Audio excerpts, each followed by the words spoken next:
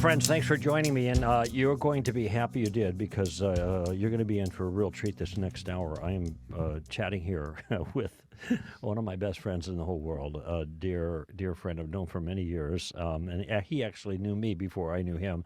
Maybe you'll say something about it. He's the author of God's Crime Scene, Forensic Faith, A Person of Interest, and most notably, Cold Case Christianity, which is now coming out in its 10th anniversary edition. Of course, you know who he is, our favorite cold case detective, J. Warner Wallace, who got his name from me.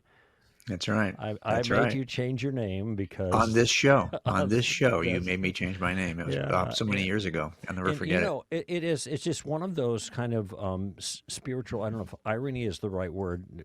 I don't know if that's the right word to refer to the sovereignty of God, but the fact that before you were still an atheist, here you were listening to the show, and now you are really the most competent replacement for me behind this microphone, and kindly so, when I happen to be out of town, and I know your schedule is unbelievable, and yet you come in and you fill in for me and just do such a first-rate job, Jim. I'm always proud to have you on board. So, well, you know you've been so good to me, Greg, over the years, and I met you by your voice, on the air, and I forget who first turned me on to the show, but I remember it was during this period of about 9 months or a year where I was starting to be interested in something that I had never been interested in before, which was, is this true? Is there a God? Is Christianity reasonable? And I was so, I think, stumbled, and I resisted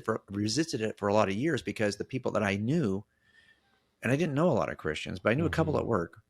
And of course, I met dozens and dozens on the job when we take people to jail, and they would tell me they were Christians. And I just never, I thought this is such instant a stupid conversion when the handcuffs go on, right? Yeah. And I just thought it was such a stupid, I just didn't think there was any reasonable person who could hold this view. And so I needed to hear a reasonable voice, somebody, and as I think about this, as I get older, and I do a lot of work now with officers who are in trauma, that a lot of it is, can I see myself over there?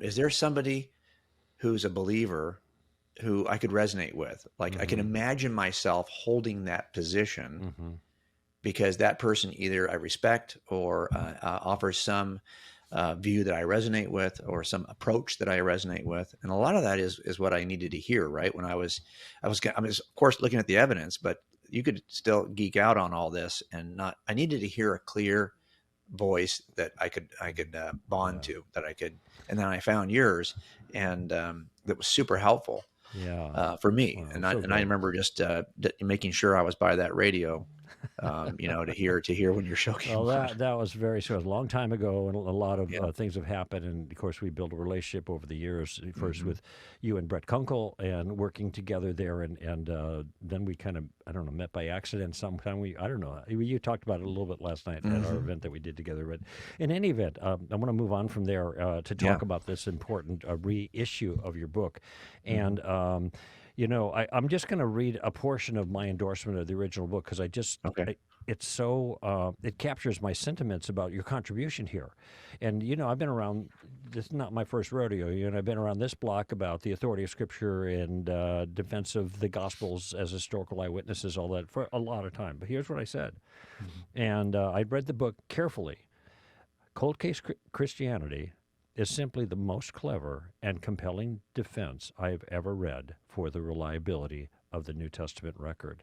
And in fact, part of my question to you now is, I don't know how you could improve on that, and I wasn't sure, did you just kind of re-wordsmith, embellish? I know you're very good at graphics, and so you have more graphics in there, and that makes it more appealing, more teaching moments, so to speak. But or maybe you actually added more content to it as well. So what is it? Yeah. In this case? Well, yeah, I think both. And I felt too. I always felt like I'm not interested in doing. There's a lot of work to do another book launch, and to do another, just to even look at the book and I remember I didn't do my own narration of the book until many years after it published. The audio version was done by an actor, and it wasn't until just a few years ago that I was asked to come in and do the audio version of the Yeah, book. and I And think so that's really smart because people are used to your voice for a lot of reasons, with your own podcast, with your public sure. presentations and stuff like that, on the show here, et cetera. Right.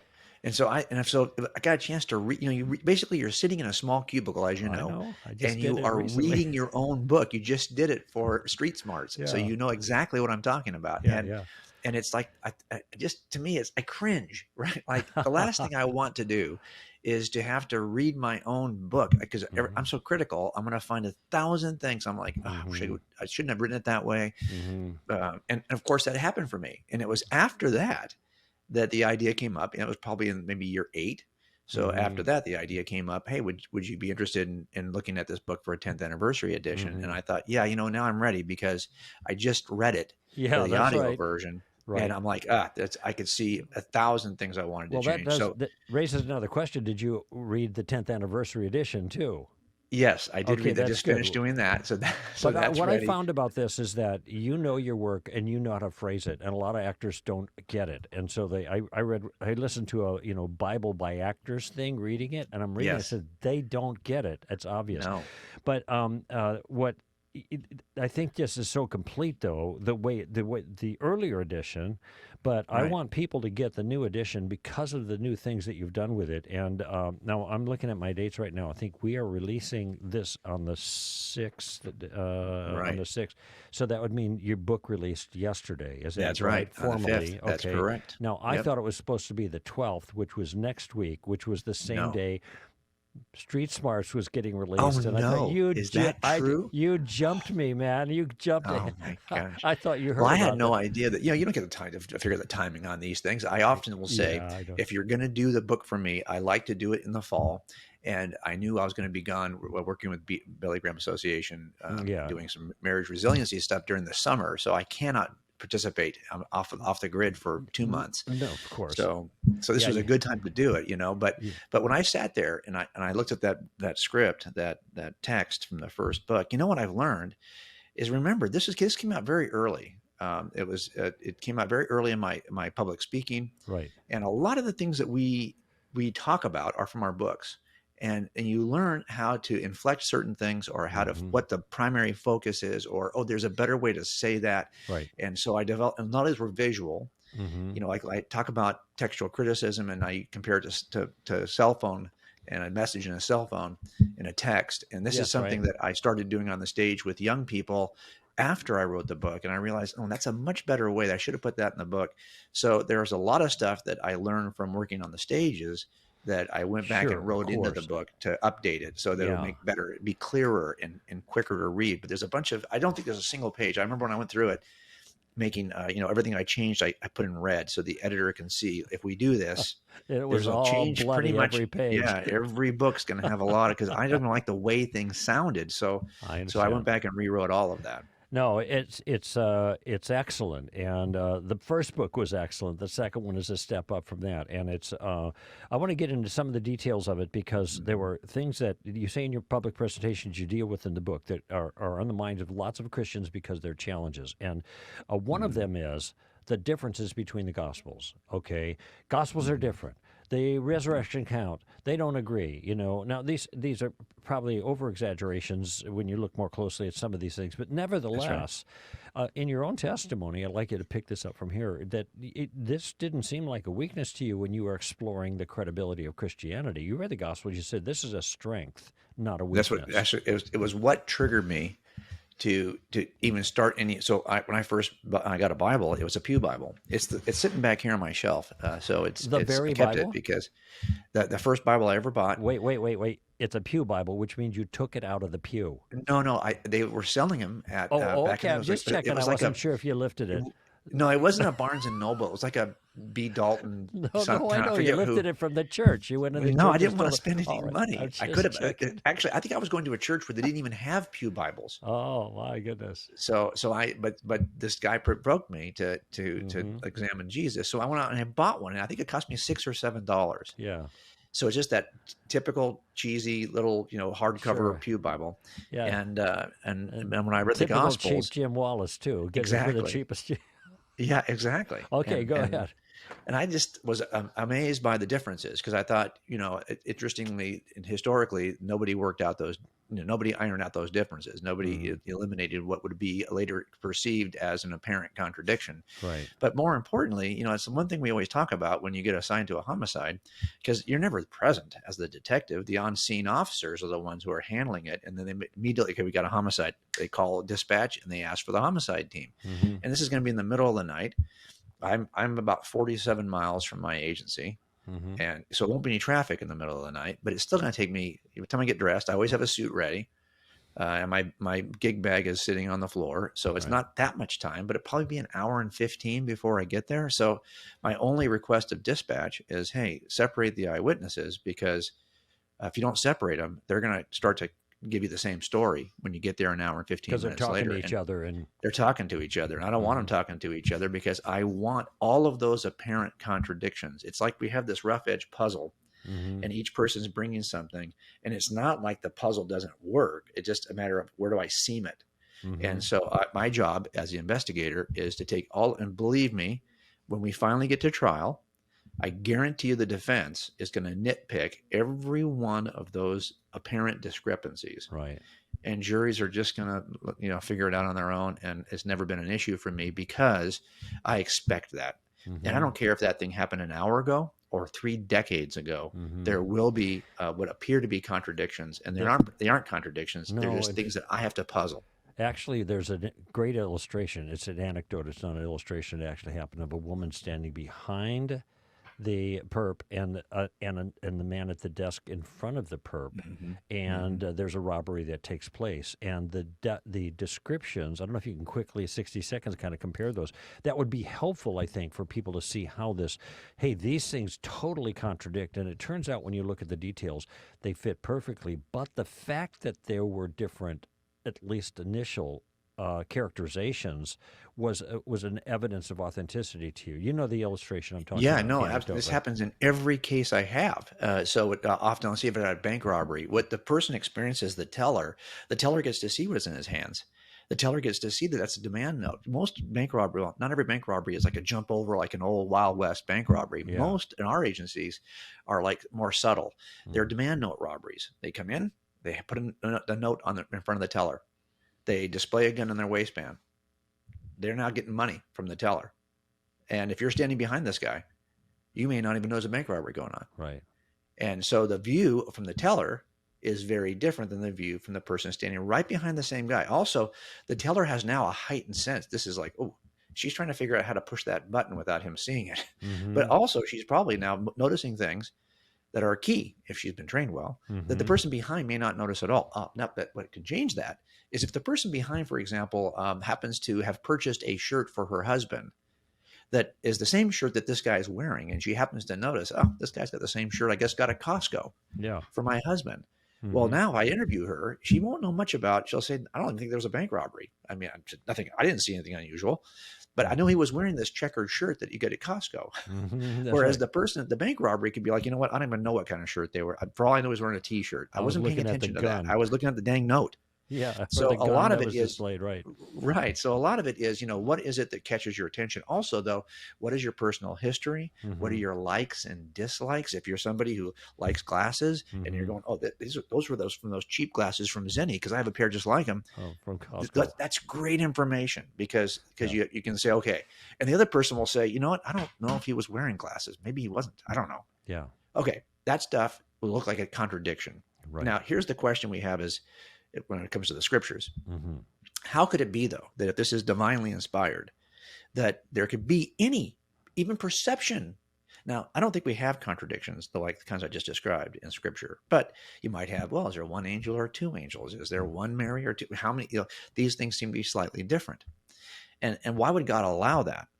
Well, I think that if God wanted to inspire 4 documents in such a way that we could then later test them using the same principles we use with eyewitnesses, he did a perfect job, because these don't ring. By the way, if he provided only one account, you think there wouldn't be skepticism about that? If he provided 4 identical accounts, you think there wouldn't be skepticism about that? No, instead, God used humans inspired by the Holy Spirit to do what humans do, in their own language, with their own set of interests, with their own communicative skills. And that is what they did in the Gospels. And it allows us then to have a level of certainty if we know something about how eyewitnesses perform. Mm-hmm. And that's, I think, exactly what God did. One of the things that I kind of took to the bank personally with regards to your analysis of the Gospels was this concept of chain of custody. No, that's a cop concept, right? And an evidence concept. But one of the things, every one of your books, I mentioned God's Crime Scene, Forensic Faith, A Person of Interest, which I'll tell you, A Person of Interest just blew me right out of the water, because when you look at and if somebody hasn't read that, you need to read it. Okay, I've read them all. Well, maybe I didn't read Forensic Faith, but all the others very carefully, and. What Person of Interest demonstrates is the kind of unbelievable impact that Jesus of Nazareth has had over the entire world in just about every single field you can possibly imagine. And you document this and chronicle this, and you see this kind of explode on the screen, all of these things. It's really magnificent. And so to say that it puts to death this idea that Jesus of Nazareth never existed, of course, is a total understatement, but you take it so much further beyond that. Now I'm trying to remember the original question I was going to ask of you. I get involved with these other books, but I remember chain of custody. So all of the books kind of have this cop stuff in there, which makes it really fun. And you have a lot of these cop illustrations, and it makes you, I think, uniquely positioned in terms of your profession to be able to use particular concepts or tools that you have as a cold case detective to apply them to something like Scripture that we don't have. So this is a fun ride for us when we read through your material and see the graphics and all that other stuff. But the chain of custody is so helpful to me because there are claims, of course, that the Gospels were written late, or that you can't trust the material. We have Bart Ehrman obviously written a lot of books challenging the textual integrity and therefore the integrity of the content, the continuity of the content over time. Right. Has it changed over time? Yeah, right. Who knows what the primitive church, the early church actually believed, kind of thing. But this concept of chain of custody to me was such an eye-opener. So spend a few moments and describe the police concept and how it applies here to the New Testament. Yeah, so the idea is that if something is collected as evidence, couldn't it be tampered with? And you see this a lot. Making of a Murderer was a special on Netflix, so it got huge viewership. And one of the arguments there, and of course that was created by the defense team of the suspect who was in custody. So naturally it's going to be inclined toward the defense. And it claimed that police officers pulled blood out of property from the victim and planted that blood at a scene so that an item collected was actually clean prior to it being contaminated. So that there's the question: has a piece of evidence been tampered? And that's kind of the claim that a lot of skeptics make. Look, and by the way, that claim though does kind of admit that there's an early version of Jesus. One approach is, okay, there's nothing early; it's all centuries later.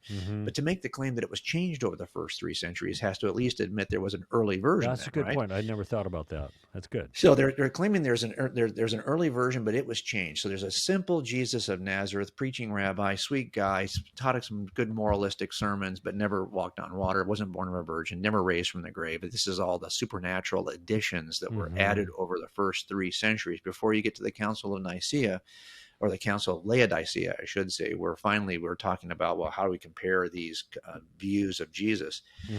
And so the question is, how do we know it hasn't been changed? Well, that is really about, and from an evidence perspective, about figuring out, like, who's the first person to collect the evidence? Who does he give it to? What do they say about it? Did they document the transition in terms of criminal trials? And then did they bring it to the crime lab? And so what we typically do is we have somebody at the scene, takes the first picture, writes the first report. The next person who touches it will take another report, sometimes take another picture, bring it to the crime lab, write a report. It was released to the crime lab on this date. They write their reports, take more pictures. It eventually gets to me. I take a picture usually so I can show it to the DA. Here's what we're going to use in trial. And so I've got picture after picture after picture and report after report after report that'll document the state of the evidence. Over time. So we can see over time, did it From change? The beginning. These are like links in a chain that connect the past to the present. And so we're just trying to see, is any link missing? because that may be where it was tampered with. Yeah, and that's So the chain of custody. chain of custody, right? This evidence was in the custody of someone that was a position Yeah. to report upon it at the time. And I've had a case, for example, with some attorneys are bigger sticklers about this than others. I worked with Robert Shapiro on a case. He's the O.J. Simpson attorney, and he was the kind of guy who would have an evidence show. He would ask us to pull all the evidence out. He was very meticulous about this, trying to figure out where he could poke holes in our case. And so you spend a lot of time trying to be very clear about where this evidence went over time. And you can do the same thing with the New Testament. You could look at who's the first writer, who claims to be the first writer, and then who were the students of that writer. That's the next link in the chain. And who were those people's students? And so I remember thinking this is how we're going to have to answer this question I had for myself. It's one of the 4 things we assess in eyewitness testimony. Have they changed their story over time? All my nobody murders, we convicted those guys because they changed their story over time. That was really the biggest piece of evidence we had in front of a jury. Change story over time. So I just did the same thing with this, and I started looking at, well, okay, if I start with John, where does that chain of custody go? How do I get from John to the Council of Laodicea? If I start with Peter, how do I get to the Council of Lycia? If I'm starting with Paul, how do I get to how do I know that these documents have remained in the original conditions they were? So if you look at the original students of those who said they were eyewitnesses, and I include Paul because Paul saw Jesus on the road to Damascus. If you didn't have the eyewitness documents, no Gospels, no letters of Paul, you'd be stuck with the exact same version of Jesus we have today if all you had were the first students of those folks in the late 1st century. You're stuck with the same Jesus. Now, some examples in the case of John were Papias, Polycarp, and Ignatius are the students of. Now, what people will do on the skeptical side is they'll say, well, we don't know for sure the level to which they knew John. Okay. Look, this is what every defense attorney does, is he wants you to not see the forest through the trees. He wants to focus on every little tree to try to cast doubt. But that means we have to have a grand conspiracy involving generations of Christians over centuries of time in various locations around the Roman Empire to pull this off. And sorry, that to me is not nearly as reasonable as just follow the evidence where it leads. Right. And we have to tell jurors this all the time. We have actually visual graphics, don't get stuck on the tree. This is a part of a forest. This is death by 1,000 paper cuts. This is really a much bigger case than that defense attorney wants you to believe. What are the odds that all of these paper cuts would actually point to the same conclusion? Yeah. I mean, really, that's really what to help jurors to see. This is a motif that you follow in God's Crime Scene, which it's a whole nother approach to the enterprise and very detailed in a lot of ways, very sophisticated, I think, because of all the topics that you deal with. I mean, and you deal with the origin of the universe, you deal with design in the universe, you deal with the problem of evil, to man's sense of morality, you deal with, I'm trying to just off the top of my head. The design and biology, the origin of life. That's right. Consciousness and free acts agency. of will, free agency, yeah. So there's all of these things that are features of the world, features of reality, that if you're going to be careful about your worldview, are going to have to be explained in light of your worldview. And one of the points that you make here, and this is how it relates to this, what you're just offering, is that any individual thing, like the origin of the universe or the design of the universe or one's sense of morality or what appears to be free moral agency or human consciousness, of all these things you deal with, there are different people who have all kinds of different ways of trying to explain other alternatives for that than God. Okay? Right. It turns out in any individual case, God looks like the better alternative, but nevertheless, one of the strengths of that approach is that, you point out, is that here is an answer that answers every single one of these. You don't have to have this whole collection of ad hoc explanations. It's so unified, and it's similar to this chain of custody argument that you're using. Yeah, I mean, and part of it is, if you think about the evidence we talked about in God's Crime Scene, is that these folks who offer a solution for the fine-tuning of the universe, that solution does nothing to explain free agency. Right. It's not a coherent single solution that is a robust worldview that knocks down all of our questions, that actually responds to all of our questions. Not only that, there's like 10 folks who will try to explain the origin of the universe, 10 different theories, and these guys don't even even agree with each other, right. let alone the addressing any of the other 7 pieces of evidence we talked about. So I'm looking for one grand theory of everything. And that theory of everything is called God, because that happens to be the Christian worldview, for example. But in that case, that's why we wrote Cold Case, because you can make a case for God from God's crime scene as a Muslim. We needed to know, how do I know that the God of the New Testament is the God we're describing in God's crime scene? That's a whole different enterprise. And that's this one. I'm going to bring something up because you mentioned this about how we try to use these detective.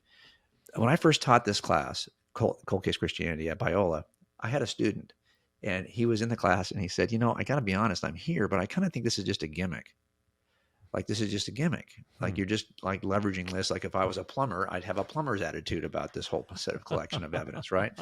And I said, okay, that's fair. I think that's really fair. And let's go through the class. I'll show you the approach I'm taking, and then you tell me at the end if you still think it's a gimmick. And I've had people online, like a lot of doubters will create videos, or, they, first of all, 2 things, they're going to, if you become a Christian at 35 and you were an atheist up to that point, well, then they're going to say, we kind of do the same thing. If we have an atheist who says he became a Christian, we're going to say, well, he was, or a Christian who became an atheist, we're going to say, well, I'm not sure he was ever really a Christian. Right. Well, the same thing is true on the other side. I get this all the time. He was never really an atheist. Well, okay. Lots of people knew me on that side of this. And I'm pretty comfortable that they'll remember the jerk I was. Whatever, it's still a distraction. It doesn't go to the issue at all, but nevertheless, it sounds compelling. Go ahead. Well, and not only that, I just had somebody, I've been in Alaska all summer, but I had somebody create a video. They were talking about, they doubted my origin story because of the way our cold case team, all this stuff on the wall back here, it started around 2006 or 7. Can't remember the exact foundation of it. And I became a Christian a decade or more earlier. So how long were you really a cold case detective? Okay, so just let me clear that up. So all of us, probably across the country, 90% of detectives who are investigating cold cases are not cold case detectives. Why? Because the agencies can't afford that as a special designation. So all of us working in a team are usually assigned a case to work collaterally.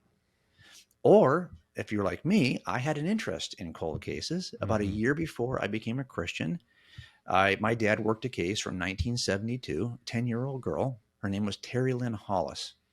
And when she was kidnapped and murdered, it shook our community, because I was about 11 when she was killed in 72. And my dad, it changed the way you allowed your kids to play in their front yard, because we didn't know how she was snatched, probably from pretty close to her front yard. So it just changed our community, and it always stuck in my mind because it was never solved. So I happened to be assigned as a detective, and I was already a senior detective, so I've been a detective for some time. And I was walking by, I was working on a surveillance team at the time, and I was walking by a detective's desk, and this had been on an old shelf, and I saw Terry Lynn Hollis. And I said, ooh, I grabbed the 2 notebooks off the shelf, and they were the written transcript of a young man who had confessed to killing her. And we took that guy to jail back in 73-ish, took him to court, at least to the preliminary hearing in 74. I've got a photo clip, a newspaper clip of my dad walking him across the parking lot, and he was never convicted of this. They thought, well, no, they eliminated him somehow, some primitive blood evidence. So I said, what if this is the guy? I mean, we have some technology now. Maybe this is the right guy. So I pulled that case, and I started to look and do a forensic statement analysis on his about 1,000-page transcript. He isn't the guy. Now, we worked that case off and on. It got solved in 2019. So that's a lot of years after 1972, and a lot of years after I probably picked it up in, I don't know, 94 or 95. So I don't remember the date, but it was pretty early. And I remember, so the question is, I'm a detective working a cold case. Was I a cold case detective? No.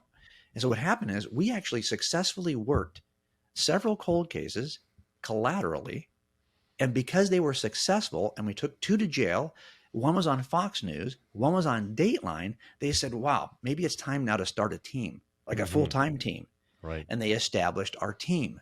But we had been working cold cases for over a decade prior to that, all of us. And this is true anywhere in America, is that most agencies cannot afford full-time. As a matter of fact, after I retired, they closed the team.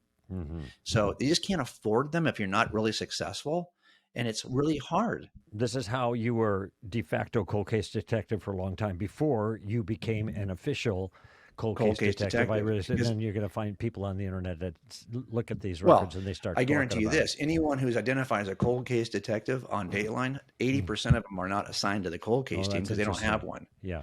They're just detectives who are working a cold case. Yeah. So that's just the nature of the business, and these things take forever. My cases take anywhere from 5 to 8 to, well, this one, a decade or 2 decades, whatever it was, to finally finish it. It's just the nature of cold cases. You chip at them until you finally get a case. But as a detective in general, and as a de facto cold case detective before you became an official cold case detective, you had amassed a variety of skills that allowed you to make the kinds of assessment that you make in the book Cold Case Christianity. Right. Well, we had officially solved and convicted 2 cold case killers before we ever had the team. So, yeah. Yeah. So, you made a comment a few moments ago that I've heard you say before, a death by 1,000 paper cuts. This, I think, goes to the question of circumstantial evidence. And I learned something, of course, a number of things new from you, but this was one thing that surprised me, was about the legitimacy, validity of circumstantial evidence. I remember my mom watching movies or something, and then she said, "Oh, well, that's all circumstantial evidence." And even nowadays, you hear this kind of stuff, this dismissal. "Oh, that's just circumstantial," like that, as if it doesn't really count. It makes it look like somebody did something they probably didn't do, and you're just jumping to conclusion based on itty-bitty things. But I learned something from you, and embedded in the whole trial procedure that's part of the state of California, related to circumstantial evidence. And this is a big part of how you do your work, or did your work, for now assessing Christianity and making the case for Christianity. So tell us about that. Well, just keep in mind that all these cases stay open, like the Terry Lynn Hollis case. When I first opened it, it was a lousy case. It's a lame case. They developed over 400 lead cards. It shook our community so desperately that they put a team of 6 detectives on it. 400 leads that went nowhere. The first year I was messing with that case, I just pulled that stuff out and looked at all these boxes. They had just booked all these things into property in boxes. Oh my gosh, what a nightmare.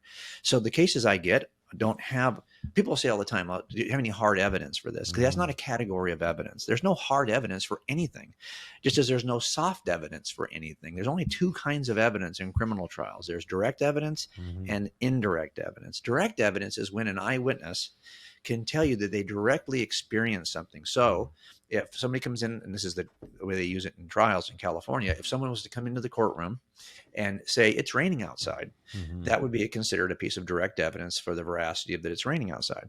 If somebody comes in, doesn't say anything to you, but they're covered in water, and they take off their raincoat, they close their umbrella, they stick it in the stand. If somebody follows them in, they got an umbrella, they close it, they get the water off of them. Well, now this is indirect evidence that it's raining outside. So there's 2 forms of evidence we can use to make any case.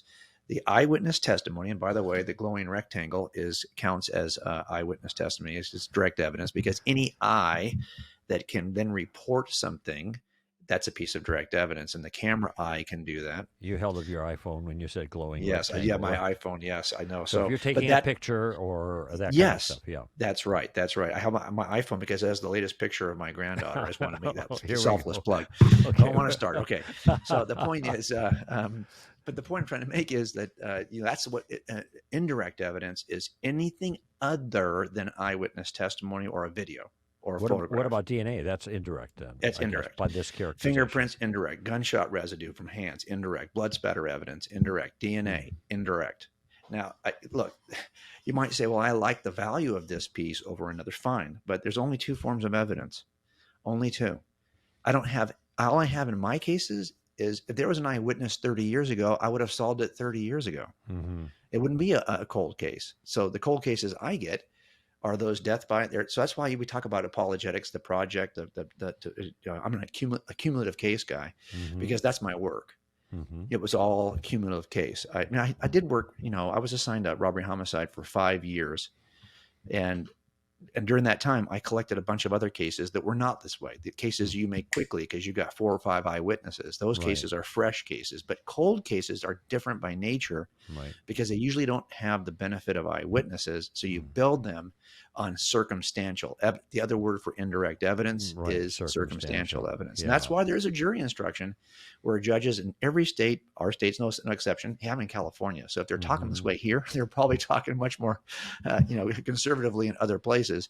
But the instruction basically is, hey, you're to treat these two forms of evidence with the exact same weight, the exact same value. You're not to denigrate one over another. Yeah. So we have to teach that. I sometimes think, Greg, and this is why I wrote Forensic Faith, that if we could just teach these principles of evidence, that a lot of this, the skepticism would be revealed for what it really is, which is a condition of the heart. Because you really, once you understand how half the stuff you have to respond to are people who just don't understand how evidence works, that everything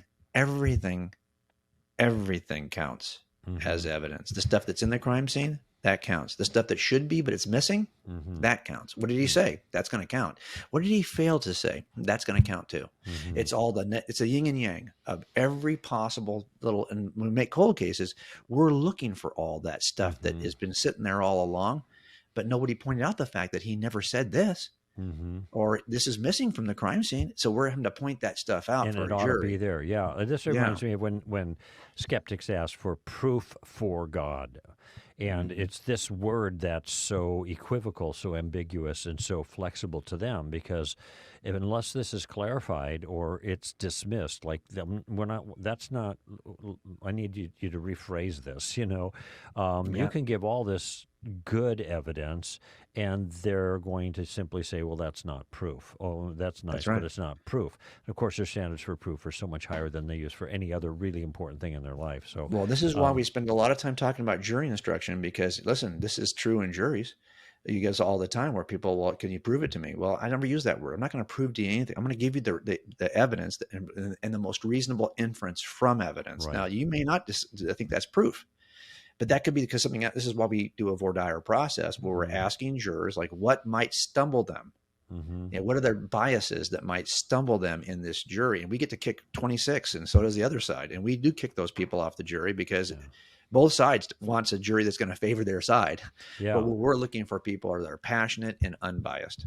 Well, there's a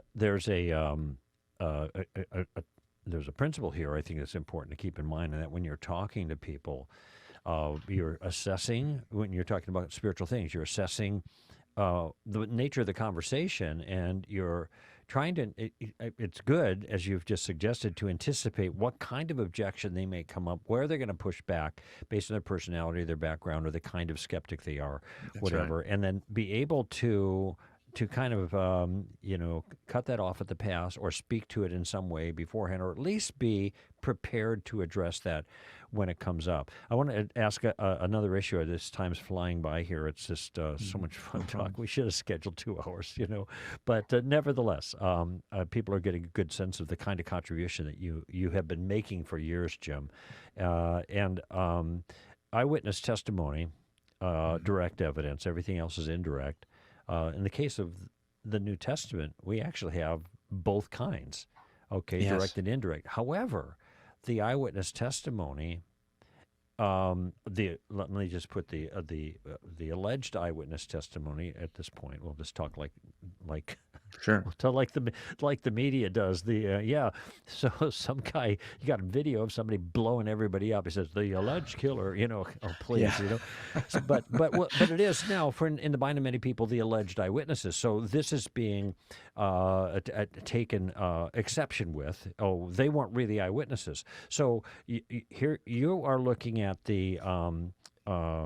You're looking at the record that we have, the alleged eyewitness testimony and the testimonies of those who followed. That was your chain of custody. So how do you assess these? This cold case, 2,000 years cold, based on eyewitnesses that are no longer alive for you to, in a certain sense, cross-examine or get more detail or whatever. How does that process work for you with regards to the New Testament document? Well, and that's often the case for our cold cases. I mean, with the guys like in the Terry Lynn Hollis case, a lot of those people are not available to me anymore. People who maybe at one point were even suspects in that case. So yeah, that's, and as a matter of fact, when we finally identified the guy who did this, he had been dead about 15 years. So this is the kind of stuff that happens when you work a cold case. So I always tell people, I don't trust anyone. You know that. I mean, most people who call me for advice, they're calling me for the glass half empty view, right? I mean, Yeah. ask Danielle. Danielle schedules all the Stand to That's Reasons, standard, right? all Yeah. the reality shows, Yeah. reality conferences we do, and Danielle and I have known each other since we were doing youth ministry together, and she will tell you that if she's like needs to hear the negative side, she'll just call me because I'll tell her, this guy's a liar, this guy, I mean, just the skeptic in me, right, the pessimism in me is Right. comes out because that's what's helpful as a detective, is that you have to be distrustful. So I don't trust anybody, but. So I don't trust eyewitnesses. You see a murderer under every bush, so we get some kind of criminal under. But see, I'm glad that you said this because this is Jay Warner's approach to all of this stuff. He's not. He is a hostile skeptic of everything until he's fully convinced that he can stand. And I know that's bad. Okay, it really is bad on this side of the cross because it's bad that I don't have. Like it's a trust issue, right? But it served us so well. But people will say, "What do you think of this guy?" And it's somebody we know. And I'll say, "Okay, here's what I'm seeing." Okay, and it's always from the skeptical side of things, right? So I have to let go of that. But I will tell you that it does serve you well. If you assume everyone's a liar, someone's eventually going to go to jail. If you assume everyone's a truth teller, no one ever goes to jail. So you have to assume everyone's a liar. And now people will say, proved otherwise, and be convinced otherwise. That's right. And so what happens online is you'll see people will say, well, you can't trust eyewitness testimony, even if they're willing to. But by the way, when they say that, they're granting then that this is eyewitness testimony. So you can't have it both ways. If we're going to say that you can't trust eyewitnesses, well, okay, well, then you've already granted me the premise that they're eyewitnesses. But I'll tell you, I don't trust them. I didn't trust them to start with. I don't think you should trust any. It's true. Eyewitness testimony can be unreliable. That's why we have a test. That's why the jury instructions provide 13 questions, which I list in the book, that you can use to assess eyewitnesses. I don't trust eyewitnesses. You test eyewitnesses. Now, there's also a jury instruction that says if they pass the test, you must trust them. Now, if you can show me where they don't pass the test, fine, that's up to you. And you might say, well, look, I've run these 13 questions in my head. It comes back to those 4 areas that I talk about in the book. So the questions are kind of reworded to kind of capture those 4 notions. Were they really there to see what they said they saw? Have they changed their story over time? Can they be corroborated? And do they possess a bias? So those are the 4 areas. And if they pass the test in those 4 areas, because people will say this all the time, well, I just know this. I just have an intuition about him. When he came on the stand, just the way he said things. Okay, that's not part of the test. Okay, that's right. If he passes the test in all the other areas, get over it. Okay, Mr. Sherlock, get over it because he's got to pass the test. You want to put a photo of an accused defendant that had all these tattoos on his face. It's like, right. Was that you? And so and you got to ask the jury, and this is going to influence you because you look at this guy and say, no, it's he's true. Guilty. No, I've had cases where this guy's so heavily tattooed that the defense will screen jurors. Now, we aren't going to do that. Honestly, the prosecutors are more than happy to put a box full of jurors that hate these tattoos. Yeah. But the defense team's going to stop that. They're going to ask that question. If you can't be fair because of how he looks, because this is so often the case with eyewitnesses. They don't like something about the eyewitness, right? Maybe even a view the eyewitness holds. Maybe it's their politics that then they therefore can think this guy could say nothing true as a witness, even though this has nothing to do with his political view. This has nothing to do. Well, this is often what happens with the Gospels. They don't like the worldview that's behind the testimony, yet that is not something we allow jurors to consider. They have to consider those strict 4 areas that we talk about in the book.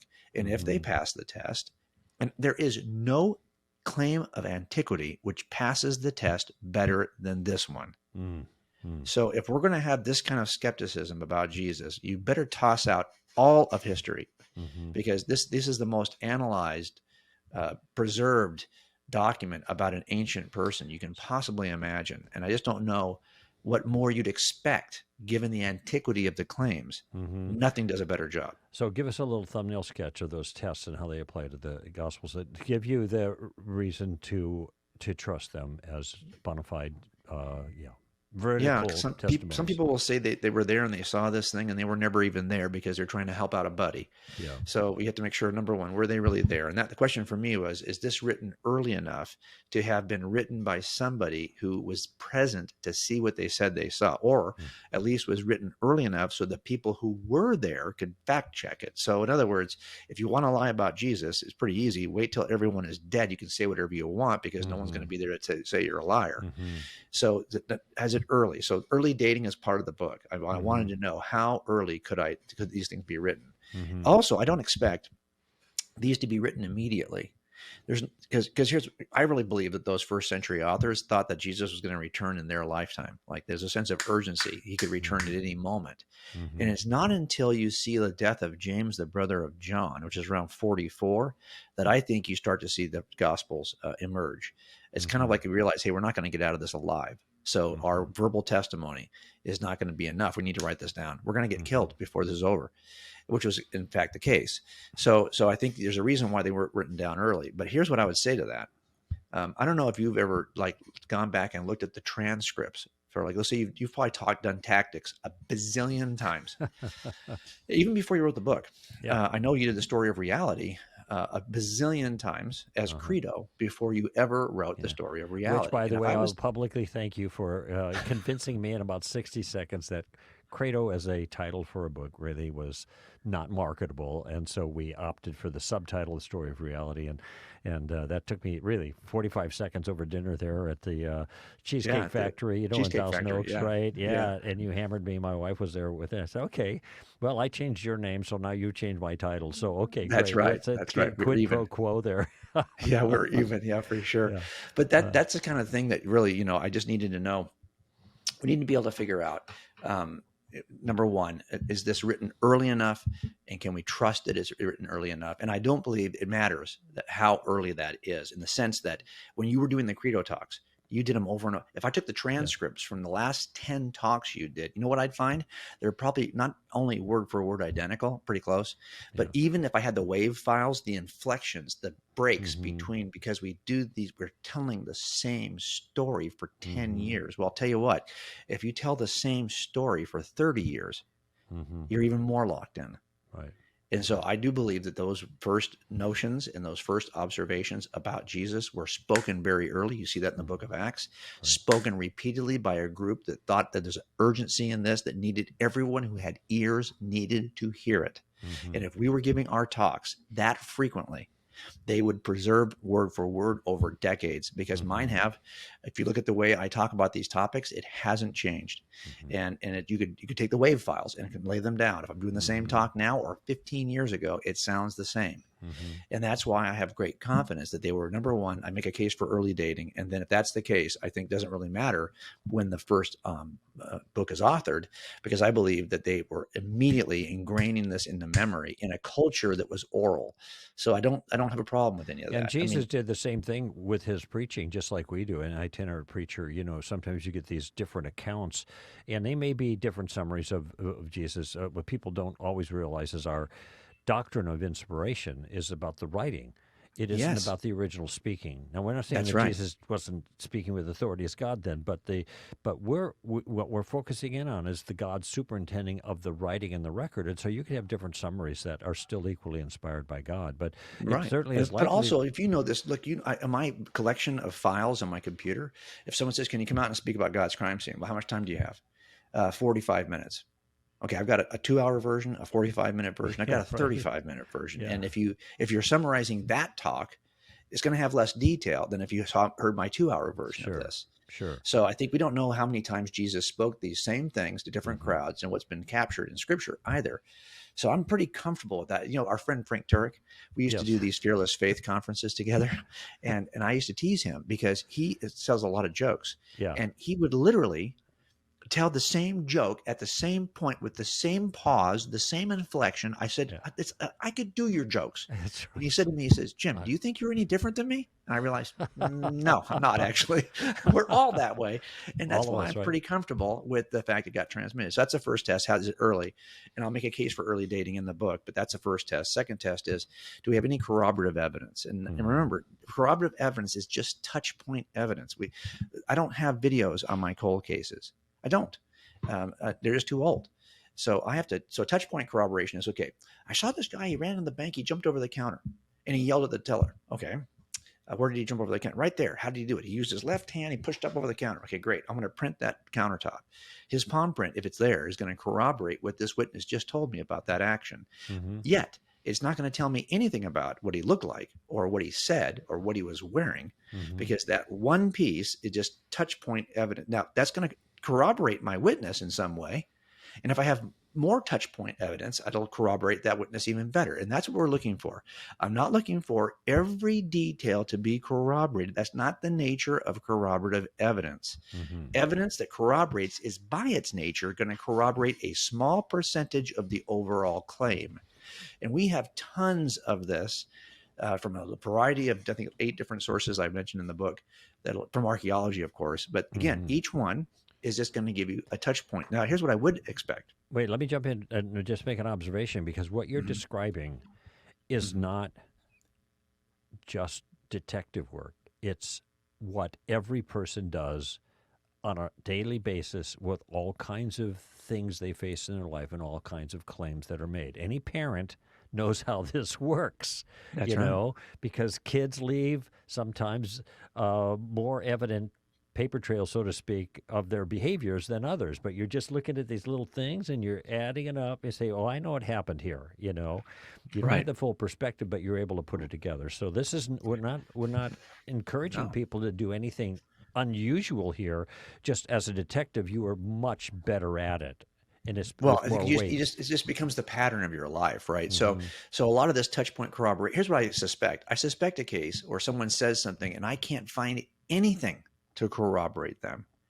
For example, there is a 1,000-year history in the Book of Mormon from 600 BC to 400 AD about what happened on the North American continent. Claims about cities, people groups, important leaders, monetary systems, weapon systems, animals that lived, grains that were grown, none of which can be corroborated by the evidence because it didn't happen.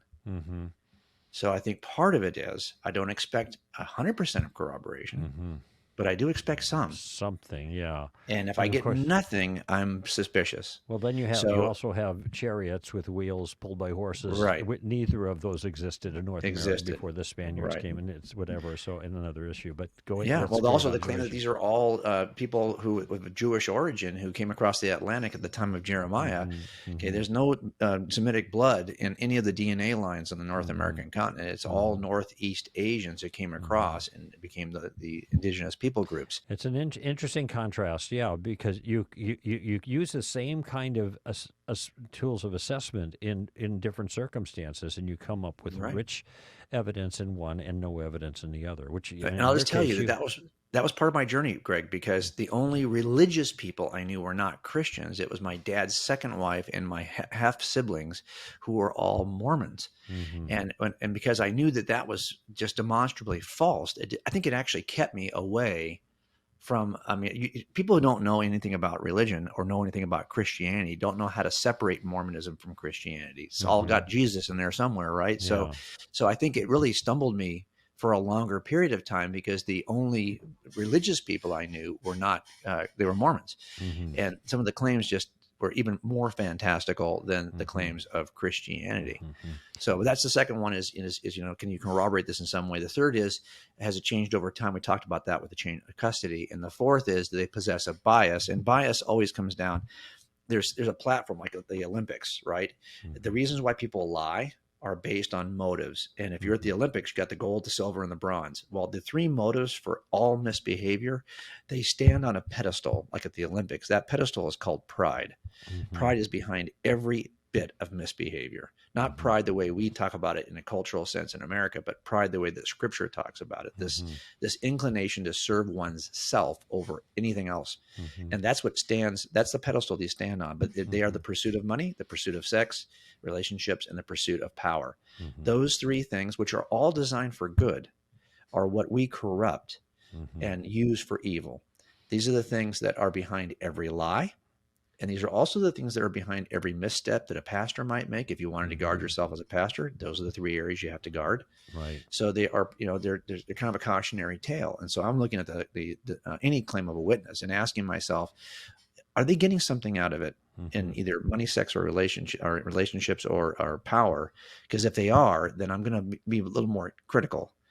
And what I don't see in the Christian narrative, and now like Bart Ehrman will say that, I think other skeptics too will say that, yeah, these people were nobodies until they made these wild claims, and then they became somebodies.